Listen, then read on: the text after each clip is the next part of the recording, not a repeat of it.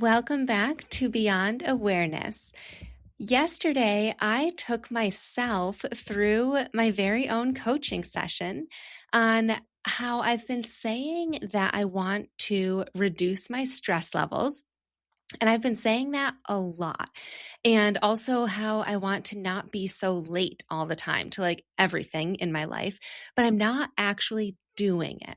And this podcast replicates my coaching style, which is first meeting you where you're currently at, like your current level of awareness, which I believe is high. You are very well aware of what you want, what you don't want, what you think you should be doing, which is also me in this situation.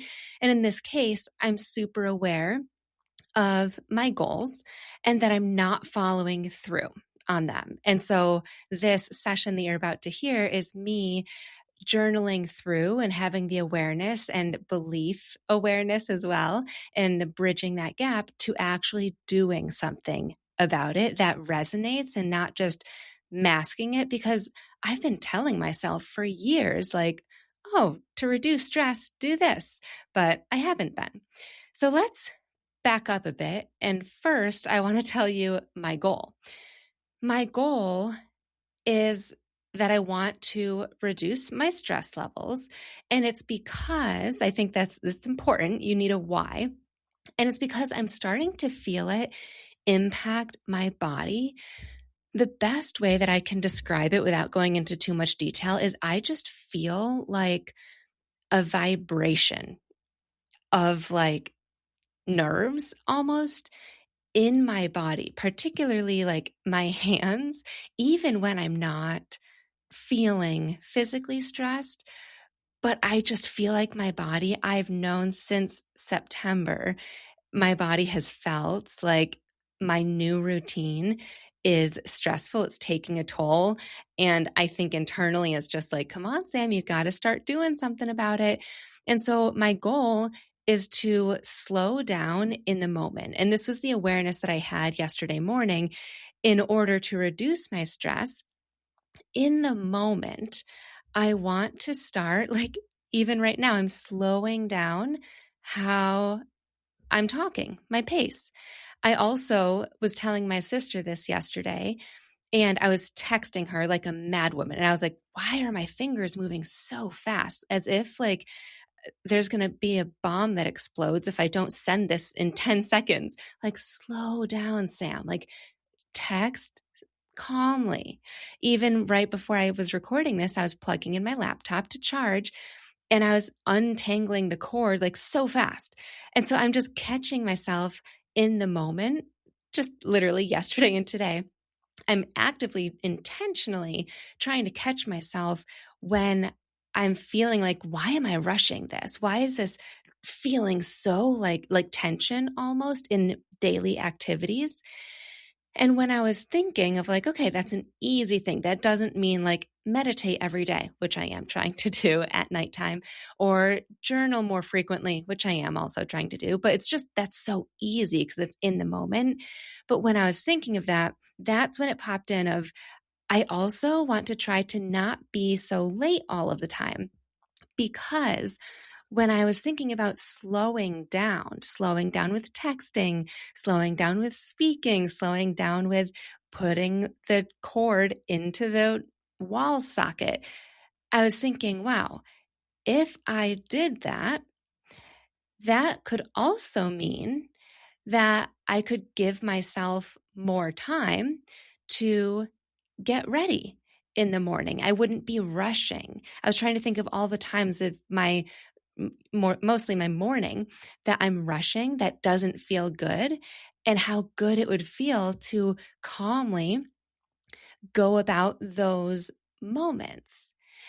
And so just a couple examples of how else I thought of this. There's always a point in my morning, always, where I think I could get dressed right now, or I could start getting ready to leave, like get in the car. Or if I want to curl my hair that day, I could start curling my hair. But then I would get to the school way too early. Or then I would be dressed and be ready before Griffin needs to start getting dressed way too early. And then I'd end up waiting and getting involved in something else and then being late. And then that's how I end up rushing because I end up waiting. So I'm like, I hit that point where I'm like, I could start now, but then I'm like, nope, too soon, because then I'm going to be way too early to whatever it is that I'm doing. And so I'm like, let me just instead do a little bit of work or do some dishes or fold some laundry. Just kidding. I don't really fold laundry. Uh, or I don't know, scroll my phone. And then I'm like, oh crap, I missed that time. Now I'm rushing. Now I'm going to be late. And so that's what I specifically want to work on is in the morning. And then also going to pick up my son. And I think that this will ripple into next year where I'll hopefully be early to school for drop off, even pick up, but especially with drop off, Griffin still, has a hard time leaving me. And so I'm thinking if we can just have some more calm moments in the car instead of this like mad rush, that would be super anxiety driven for him and probably for me, then that would be nice, right? And I could also leave earlier and start my day earlier, and I'd be early for pickup and all of that stuff. But as I was going through all of that and journaling about it, I realized that there was like some fear coming up for me about that wasted time. And I immediately questioned why. Why is it so bad to be early? Why do I not want to be early? I kind of pictured myself like if I got someplace early, what's so wrong about that? Why am I afraid of that buffer time? That's what I kept thinking of it as. Like, why am I afraid of just sitting there, that in between time? And also, what came up for me as I was journaling through this is what does that mean I'm giving up? And that's when I realized that I don't want to be early because then that means for me there's extra time that I could have used for something productive. And I know that that's common because I've had clients tell me that in the past. And when they've told me that, I'm like, yeah, I get it. But just me journaling through this particularly, I was like, oh, no, now I feel it. I just don't get it. This is that moment for me. This is what I was explaining of I could have done the dishes or hopped in the shower or I don't know, curled my hair or something like that, checked some emails. And so that buffer time, I rush around to be productive and get more done. And that feels better. That feels safer than having extra time where I'm sitting in the car or extra time where I'm just waiting. That feels safer to me, or it used to. And I wanted to dig into it because that's great, but that's just kind of the surface level of the next level of awareness. We go a little bit deeper in my coaching. And I realized that there's two sides to it. First, it felt safe for me to optimize and like every second and just to be productive to over getting places early because not doing those things felt like I was going to have to do them anyways. They're still going to be on my to-do list. So why not squeeze them in now instead of waiting to do them later and getting them to pile up, right? So if I have a few spare minutes now, I'll just push getting ready or putting on my shoes or encouraging Griffin to get ready a little bit later and let me respond to this email. That's what it was. So I questioned, well, if I didn't do those things, what would happen? And then I questioned, but was I always doing the dishes later? Was I doing the laundry later, the checking the emails later, curling my hair later, like whatever those tasks were that I was trying to be productive in the moment? Is that true? Like, was I doing it later? Did they stay on my to-do list? And some of them, yes, some of them, no. I jotted down yes to some of them, but they fit into my workday. And I realized that it was always supposed to be part of my workday, not when I was trying to do it earlier. So, like, things like checking my email, that was always supposed to be a part of my workday, not at 8:30 in the morning. And, in the morning, it felt like, ooh, I can get ahead. But also, if I just step back, that caused extra anxiety and rushing and all these negative feelings. Where if I instead could have just used those maybe couple of moments to breathe and answered emails later, that feels relaxing. That feels calm to do work at work and save that 8:30 time slot to get dressed, to take action, or to breathe. And then some of the other items that I used to be productive when I could have started getting ready to be early, I wrote, actually, no, I didn't do them later because it wasn't important or it wasn't a priority, like curling my hair. Oftentimes that was a goal in the morning that I never ended up doing because I actually didn't want to curl my hair. Or laundry. I think I should do laundry, but then I don't do it later. Another reason I said no is because it was stemming from impulsive inspiration in the morning, not grounded action. In the morning, this used to happen all the time when I was doing Beachbody coaching. In the morning, I would do my workout and journaling and all that stuff, like my morning routine. And then it would be time to get Griffin up. This was when he slept in. And I was like, you know what? Let me just do a quick post because I'm feeling good. I'm feeling inspired. And then that post would take me like 30 minutes to take my sweaty selfie, but then come up with the caption and then post it. Oh, choose the music or do a reel. Oh my gosh, that would take even longer. But then share it to my stories, all of this stuff. And it felt like inspiration. But taking a step back, it actually wasn't. It was anxiety. It was me thinking, oh, I should do this now to get it off my list, to check it off, say it's done. And also the fear of if I don't do it now, I'm going to forget about it. I'm not going to have this same idea. And it was just more fear-based. And then I also jotted down rarely, if ever, did I end the day thinking, if only I got that thing done in those 5 to 15 minutes earlier. Like whatever it is that I do when I should be getting ready in the morning, when I want to be getting ready in the morning, and I'm filling it with whatever it is that I fill that time with, I never think later on that was benefit. Like it never leaves a mark on my day. And if I don't do that thing, I'm never like, oh man, I really should have done that earlier. Okay, so that's the first thing. And then the second aspect to it is I started picturing myself. And I pictured myself waiting in that car at pickup with extra buffer time or at drop off in the morning.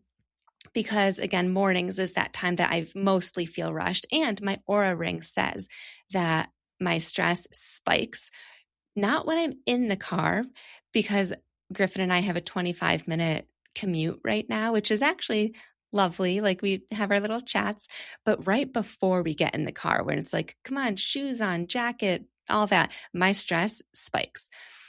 And so it's clearly not good for me. I feel it. Like I can literally feel my heart racing. That's where, again, I'm feeling the stress physically lately. But anyways, I'm picturing myself not having that stress, leaving way earlier. I kind of like made it bigger than it is. And I pictured myself with that buffer time and thought, what would I be doing instead? And at first, it's kind of what I already covered of I was like, I would be wasting my time. I'd be scrolling and I'd be not productive. But I wanted to go deeper and I thought, and I also thought I should have brought my laptop. That was first. But then again, I wanted to go deeper and I thought, why can't I just rest in that time? Why can't I be mindful in that time? Specifically, what feels so unsafe about arriving somewhere early and waiting, or arriving to school or an appointment early and spending extra time with my son or on our own or in a waiting room or wherever it is? Like, what feels unsafe about that? When I picture that, it felt like stress at first. Like, I need to rush to try to get there early. Like, hurry up and slow down. You know that quote? That's what it felt like at first. It was almost like, okay, well, now the goal is to get there early. Now the goal is, all right, well, now I have to leave at this time. So now I have to rush. But then I realized I've already identified that I could start getting ready and leaving sooner. Like, there's already that trigger moment every morning that I've been ignoring. I've been ignoring that inclination out of the belief that productivity outweighs stillness. So it's not, the goal is not get there early. And I think that's probably another realization as I'm saying this. That's been where I've been going wrong. My goal to reduce stress and to start getting places on time, I've in the past just flipped it. I've said, okay, get there early. And it hasn't worked because I've never addressed the root belief and that inclination that I've been ignoring, that productivity outweighs stillness. It's that stillness that feels so unsafe. And so then I questioned to myself, what does stillness feel like to me? And at first, of course, unproductive. This is why it's so helpful to either have someone question you and just sit with you through it, but also just giving yourself a little bit more time to ask yourself questions. Because as you can see, I always default to the tangible and surface level answer. And then underneath it is the root of it. Underneath it is like the juicy stuff. So what stillness felt like to me is unproductive, right? I'm not doing the things I should be doing stuff. And we could go down that rabbit hole of like, where did I learn that from? I learned it from my parents. They were always busy bees. They still are. They keep themselves busy. When I picture my mom, she's always fluttering around, being productive, doing work. My dad too, and he's an entrepreneur. So I've seen it my whole life. Okay, but I stayed with that question. I said, okay, what else does it feel like? And I was surprised to truly feel in my bones that stillness felt supportive. And I pictured a scale, like one of those balance scales. And when our lives are so busy and we're so productive, one side of that balance scale is always heavier than the other. So it's outbalanced. And I just got this visual of how stillness adds weight to the opposite side. Stillness is what levels us out and keeps us at an equilibrium internally. It's what helps us not become so overstimulated. It's what helps support cortisol levels and support digestion, which helps us feel better and be more active with our kids. Like, there's such a positive ripple effect of stillness. And stillness is also something that I've learned from my mom. So even though she's a busy bee, I have also seen her stop throughout the day and meditate and take that time for herself. And I've realized that I've been choosing to lean into the unproductive belief that stillness is unproductive. I've been choosing to lean into the beliefs that it's better to be productive than to have free time, and that stillness means you're unproductive. So even though I've been saying for years, And even setting New Year's resolutions around wanting to be early or even on time to places, those are the two beliefs that have been keeping me consistently 2 to 10 minutes late to nearly everything. Meetings, appointments, school drop-offs, and honestly, sometimes even 20 minutes late if it's something to like a family event, because, we take advantage of family members sometimes. We're like, oh, they'll understand. And also, when I was writing through that, I got this realization. I just have so many realizations when I'm strategic journaling that I've kind of mastered the stillness at home. Not in the mornings like we've been talking about, but I've mastered stillness as in presence with my son. And I've been able to like put other things like work out of my mind, or even at work, I've put my son out of my mind, for the most part.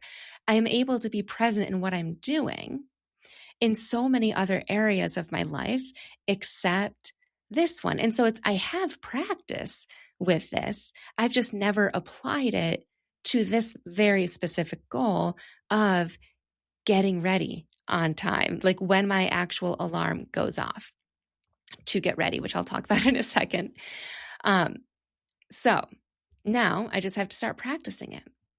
And so next steps, what do I do with all of this, right? So a lot of what I talk about is identifying, like bringing awareness to your awareness, and then uncovering the root beliefs beneath it. And that alone is so important, because now you're like, oh, this is why all those solutions haven't worked. And sometimes that alone is all you need. And then other times, there's a lot more that you need. And I also love to end with actionable, tangible steps, not just, wow, that was really helpful, because just the beliefs sometimes just feel good. And so these are my next steps. This is what I'm doing. I can't just start believing the opposite. When we are talking about those beliefs that I have underneath it all, that's what a lot of people do with affirmations. They just choose the opposite of their current belief. Or like we talked about with the goal, they choose the opposite of what their behavior was. You're not on time. Oh, the goal is to start being on time or early. Or with affirmations, they say things like, I am abundant, or I am worthy of being a millionaire. These big statements, and it feels either too big that we can't relate to it, or it just feels totally false to your nervous system. And so it doesn't stick. Nothing changes. Nothing happens. And it might feel fun and good to say those things, might feel cool to visualize yourself as the millionaire or visualize yourself on time to things, but you're not moving differently. And so what I do in the work that I do with myself and my clients is, first, it's 3 things I jotted down. Number 1, I need to create safety in stillness. And already I can prove to myself that I've experienced less overstimulation when I'm still. And this goes back to what I just shared of how I'm more present when I'm still. I'm calmer. And I've already had that transformation inside my home, but it stops as soon as it's time to get ready and I have to leave to go somewhere. And so now I just want to take that proof and test it outside my home. And I also need to consciously choose that it feels safe. In fact, I wrote down extra safe and comfy cozy to not be productive. That stillness is that extra safe. Stillness is comfy cozy more than productivity every minute. And that buffer time is what is safer than right up until the clock. Step number 2 is utilizing that proof. I need to create that new belief that lands in my system, my nervous system, that Like I feel it. And this is where it's different for everyone. And it needs to feel good for you and hit home for you in this season. So I just took a little bit of time yesterday to think, well, for me, with my goal and what I just uncovered, what hits, especially with the proof that I have. And I jotted down stillness amplifies my success, and stillness strengthens my relationships and my intuition. So those are two kind of mantras or affirmations or beliefs. Those are the beliefs that I want to literally rewire into my brain. And I'm utilizing that proof, which kind of goes into step 3, but that proof inspired my new beliefs. And I want to share this. I was telling my sister Gretchen about a client session that I have once, and she was like, wow, it sounds so cool that you're able to help people to come up with a new belief, but like, do you help them with how to actually believe it so that it's not just like an affirmation and something that they forget? And I loved that question. And I am happy that she challenged me on that because A, yes, it is something that I do, but B, that's something that happens so often with people who want to heal. It's like they get motivated and inspired and they have this new affirmation or belief that they want, and then they literally forget it. And it's either because of that whole nervous system, it's too big, it doesn't land, it's not personal to you, you just grabbed it from Pinterest or somebody else, or you don't know how to use it. And so step 3 is how to use your new belief. And I love this framing from Maddie, who you'll be hearing from soon on this podcast. She's one of my guests, but she calls it move and prove. And I've been teaching this same principle for years, just without the catchy name. And the way that I was teaching it was just action plus that proof list. And now it has a name that I actually want to like say out loud because it sounds so fun. So move and prove is what we're going to call it. Anytime I catch myself thinking, I have a few more minutes, let me do XYZ real quick. Or anytime I catch myself texting like a madwoman, anytime I catch myself in those moments, that is my trigger. And that is when I repeat, stillness amplifies my success. Or stillness strengthens my relationships and my intuition. I could also say this if I actually do start getting to places early, and instead of sitting in my car and breathing or looking at the sunshine outside or, whatever it is that I want to be doing, I instead am like scrolling my phone or something, distracting myself. Again, stillness strengthens my relationships and intuition. I would say that if I'm like waiting for Griffin to come in the car, because when he comes in the car, I don't want to have all the ideas in my mind from scrolling. I want to focus on my relationship with him, right? And so that's how I would use my new belief to rewire my brain. And maybe this is step 4, I need to experience being early and being still while waiting. Kind of goes hand in hand. So that's like the move and prove. Truly see what it feels like. And so since this happened yesterday, and I take action right away, I have an example for you.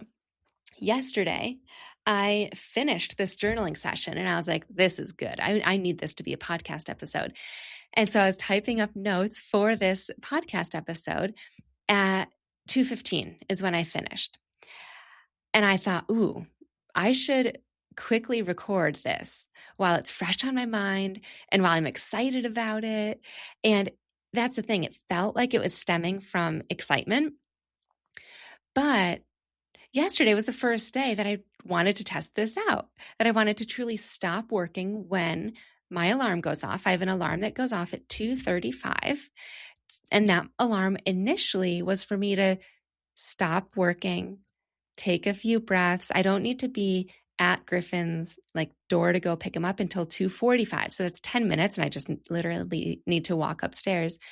And that has crept into me snoozing it, going to 2:40, and that, the whole thing. And it's so funny because I just recorded an episode recently about snoozing alarms and how to stop setting alarms even. But anyways, that has been happening with 2:35. And I thought I couldn't guarantee that this episode would be wrapped up in 20 minutes. I don't even know how long it's going right now. Probably well over 20 minutes at this point.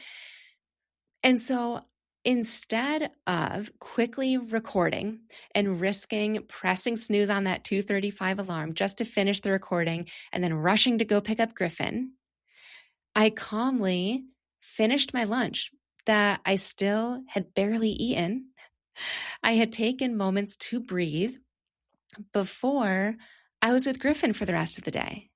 I also prepped for today, and I just thought through what would I like to accomplish tomorrow. And I planned to record this episode today when I have no meetings. And so that is what I chose to do. So I am proud of myself for that. And I will say it's not perfect. There have been moments this morning, I actually did curl my hair. So I do feel motivated in that sense. And we were actually we weren't even early, but we were on time to school today. So I am going to practice this and report back on what my nervous system does, because I'm not sure if this will be easy to adapt to and realize, in a snap of my fingers, wow, stillness is so easy. It feels so good. I wish I would have started this 5 years ago. Or will I panic and will I pull out my phone to distract myself if I am early? Will it be harder to pick up than I think it will? Will I need to remind myself that stillness is the goal 24/7? We will see. I'm not sure. So I will keep you in a loop on that. This is literally the coaching. You just heard exactly how I coach my clients through one specific pattern that they are already aware of that currently frustrates them, right? Like wanting to leave early or be on time for things instead of rushing to be late. But they're not doing it despite the best of intentions, the best of goals, the full solution list. We didn't talk about this, but the solution that I've been trying to be on time is setting alarms. Back to the whole alarm thing. I have alarms in the morning for when I should start getting dressed, and I snooze it. And then a second, no, really, Sam, go get dressed. And I snooze that too. And I'm embarrassed to admit it, but I also put some of the responsibility on my son. I'm like, one more show, and then we're going to get dressed and leave. And I'll say that to Griffin. And if it's really not a rush to go anywhere, and I should treat it like it is. I should treat my time with respect, but I haven't been. And so if it's not a rush and he just doesn't listen to me and he plays another show, in my head, I'll think he pressed play on another show. He's deciding to not get dressed. I'll let him and I'll keep working. He's the one that chose this. I'll let it happen. And then we're late. And now we know what's underneath all of that. And it's the powerful beliefs that have been keeping me stuck. And we know what to do about it and what I'm going to be doing about it. So if you have a pattern that you want to dig into, click the link in my show notes to book a breakthrough intensive. That is where we will do exactly what you heard today, but go even deeper in just 90 minutes. It's not a full coaching package. It's just 90 minutes so that you can see how deep your current belief is rooted and why it's so strong. And we'll spend more time loosening its grip than just this one podcast episode. And again, the intensive alone is 90 minutes. And then you also get a 30-minute integration call about 2 weeks later so that you're actually remembering that new belief and practicing it and integrating it into your daily life. I only offer 3 of those a month. So go snag one of those if you're interested. Thank you so much for tuning in today. I hope that this resonated. I think that it will for some people, or maybe a bunch of you. Thanks again, and I will see you next week. Thanks for listening to Beyond Awareness, the podcast where we close the gap between knowing and doing. If you're ready to heal what's holding you back from success, start with my free Calm Mind Blueprint at www.samanthapenkoff.com/calm-mind. It's a 5-day strategic journaling practice with prompts and voice guidance from me. And if you want to go deeper, book a 90-minute breakthrough intensive.